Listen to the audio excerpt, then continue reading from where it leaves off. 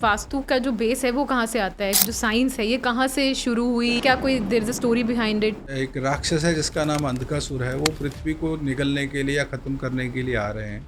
शिव जी पृथ्वी की रक्षा के लिए उस राक्षस को मार देते हैं। अब कहते हैं मरने के बाद भी उसका जो लाश है, बॉडी इतना बड़ा है, वो भी गिरता तो पृथ्वी तो भी नष्ट हो जाती। तो वो जैसे ही वो शिला पर विश्राम के लिए बैठते हैं शिव जी, तो उनका पसीने का बूंद गिरता है जमीन पर। अब वो पुरुष हैं और जमीन प्रकृति है, 5 तत्व की बनी।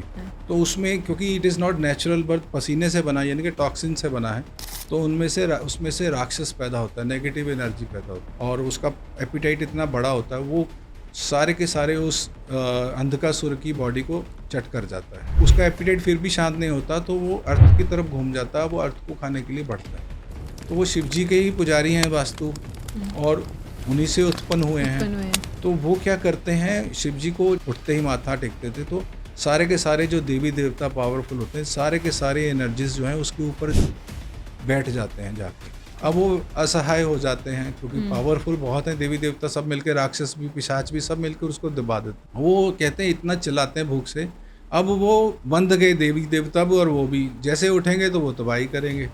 तो उनकी फिर आपस में संधि हो जाती है, भाई आप किसी को नष्ट मत करो, किसी को कष्ट मत दो, आपको खाना चाहिए, तो हम इस घर में जो भी मानव, क्योंकि देवता भी यहाँ नहीं, उनका भी वास कहीं अलग है, सूक्ष्म जगत से हैं, राक्षस भी सूक्ष्म जगत, इस टेंजिबल वर्ल्ड में तो मनुष्य रह रहे हैं, और वो जो भी खाना बनाएंगे उसके किचन का पहले निवाला आपका होगा, आप किसी को मत करो। ये तो होगी माइथोलॉजिकल स्टोरी जिसको हम सुन, पर इसके अगर साइंटिफिक वर्जन सुनो तो कुछ ऐसा है, हो सकता है एक बहुत बड़ा प्लेनेट होगा जो अर्थ के सामने आ रहा है, पाथ ऑफ लेविसेम हो रहा है, या कुछ भी टकराता तो ब्लास्ट होता।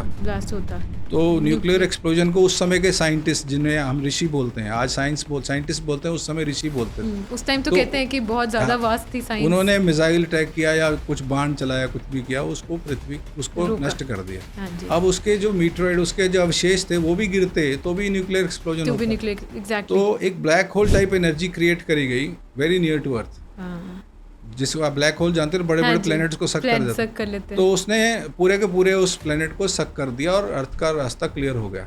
अब रास्ता क्लियर होने से, but it was created so near to earth, कभी भी अर्थ को भी एक खींच सकता था अपनी तरफ। तो अब जैसे शिव जी ने बोला, इनको नहीं डिस्ट्रॉय कर सकते, तो क्वांटम फिजिक्स भी आज भी कहती है, आज मानते हैं सब लोग, energy once created can never be destroyed, it can be transformed, है ना, इट कैन बी ऑल्टर्ड और ट्रांसफर्ड। तो उसको, एनर्जी को कैसे उस समय के ऋषि मुनियों ने ट्रांसफॉर्म करके सारी अर्थ के ऊपर स्कैटर करके बांटा होगा, वो हमें नहीं पता। तो कुछ अब उसका क्या है, उस एनर्जी को टेम रखने के लिए, काबू में रखने के लिए, जो ईंधन है या जो फूड है, उसकी जो फ्रेग्रेंस है, आई डोंट नो क्या काम करती है, जो वो शांत रहता है।